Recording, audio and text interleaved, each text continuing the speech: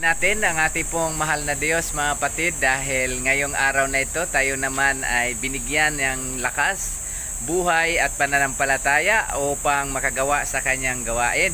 Mga kaibigan, mga kapatid, nandito ang gagawa sa gawain ng ating Panginoong Diyos ngayon, si Sister Nida, ang tagapagbahagi ng ating mga pamphlets at missionary booklets. Ang ating speaker ngayon, Sister Denia Teresita Denia. Ayan, ang principal ng school. Anong pangalan ni Sister?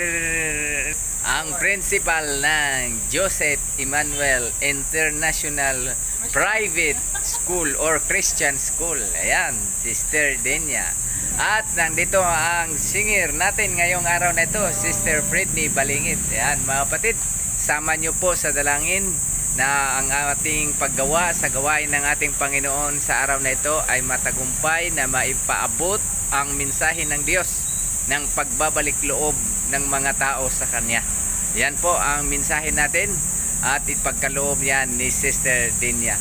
At samahan niyo po kami lagi sa panalangin sa ating mga sponsor ng mga missionary booklets. Patuloy po ninyong isama sa dalangin ang mga nakatanggap ng mga missionary booklets natin na maging instrumento na ang lahat ay tatanggap sa ating pong mahal na Diyos.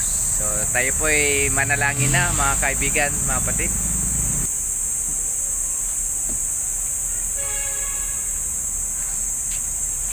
Yan, ready na po si Sister Nida. At gayon din naman si Sister Teresita. At gayon din naman si Sister Fredny. Puro sila nakayupo ah. Ayan, so busy na sa paghahanda, mga kapatid. Ayan. Ang Diyos nagsasabi na siya'y darating upang tayo'y kunin sa langit makarating.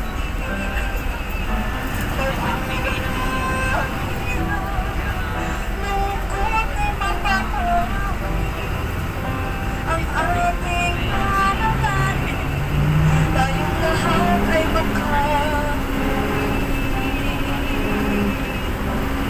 darating ang oras, iparehas ng langit, ang pangpok sa lupa, punong-puno ng kainit, pagdilim ng sopa, itlang kulog ay malimig, at ang lahat ng natitira'y lindol ay yayanig.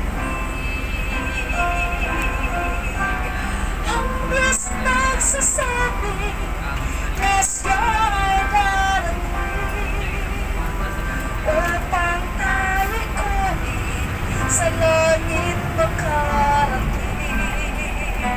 Mawawala ang hirap, malungkot ay mapapawi, ang ating panalangin, tayong lahat ay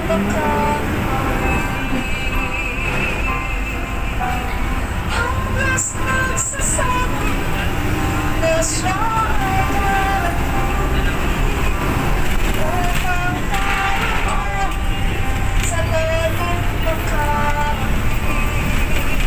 Mawawala ang hirap, malungkot ay mapapawi, ang ating panalangin, tayong lahat ay makauwi.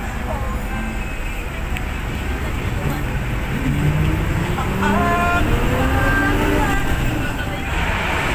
tayong lahat ay ang ating pong panalangin, tayong lahat ay makauwi. Saan po pauroon? Saan po tayo pauwi, mga kaibigan? Pauwi po ba tayo sa ating mga kanya-kanyang tahanan? O pauwi tayo sa pangako ng Panginoong Diyos na tahanan na kung saan wala na pong hirap o pasakit man o kalumbayan, kalungkutan man? Yan po ay pangako po ng ating pong Panginoong Diyos. Hindi na magtatagal ang sanlibutan na ating pong kinabubuhayan. ito po ay tatapusin ng ating pong Panginoong Diyos at ang mga tao sa loob ng sanlibutan ito ay dalawa lamang po ang kahandungan. Maaring ito sa buhay na walang hanggan o kaya ay maaring ito sa buhay na walang hanggang kapahamakan. Kaya narito po kami mga kaibigan, mga kapatid, upang patuloy nating sasariwain ang mga pangako ng ating pong Panginoong Diyos na ang lahat ng gumagawa ng mabuti ay para po sa buhay na walang hanggan. At sa mga taong patuloy gumagawa ng kasamaan ay patuloy ito mapapahamak sa kanila pong mga buhay. Nais ko pong basahin mga kaibigan na isang pong talata na ito po ay matatagpuan mula dito sa Matthew 25. Ang talata ay 46 at ang sabi po, ang mga ito ay mapaparoon sa walang hanggang kaparusahan, datapwat ang mga matuwid ay sa walang hanggang buhay. So mga kaibigan, kaya po ay narito may pangangaral po sa loob ng bus at kahit sa dako ng ating pong mga nararating ay mayroong pong panawagan na ang lahat ng tao ay magbalik loob sa ating Panginoong Diyos, laging gawin ang mabuti at layuan ang kasamaan mga kaibigan, mga kapatid. Ayan po mga kaibigan, at patuloy po nating pakinggan ang mga salita ng Panginoon. Ito po ay panawagan sa bawat isa sa atin dahil nais po ng Diyos na ang lahat ay maligtas at ayaw po ng Diyos na tayo'y mapapahamak. Kaya bago po ang katapusan ng sanlibutan, mayroon pong pangangaral at mayroon pong paghahanda at mayroon pong mga babala sa sanlibutan. Kaya po ay inyo pong napapansin na hindi na po natitigil ang mga lindol, mga gera at iba pang mga trahedya nangyayari sa ating pong sanlibutan. Yun po ay ilan lamang sa mga babala ng Diyos na dapat ang mga tao ay manumbalik sa ating pong Panginoong Diyos. At tayo'y magtiwala sa Kanya pong mga salita at pangako upang ang lahat ng mga tumanggap sa mga pangako at salita ng ating pong Panginoong Diyos ay makakatanggap ng buhay na walang hanggan mga kaibigan, mga kapatid. Kaya ang aming pong paglilingkod naway inyo po patuloy na tanggapin at sa mga nakatanggap po ng mga pamphlets at mga missionary booklets po natin, may mga kontak po yan dyan at maaari po kayong patuloy magsusubaybay o susundan po ninyo ang ating mga upload sa Facebook. Muli, maraming salamat po sa inyo pong pakikinig sa salita ng ating pong Panginoong Diyos. Tayo po ay manalangin. Mahal naming Diyos, salamat po sa inyo pong ibinigay sa amin na pagkataon na mapaglingkod ng inyo pong mga salita sa aming pong mga kababayan, sa mga pasahero sa loob ng bus na ito.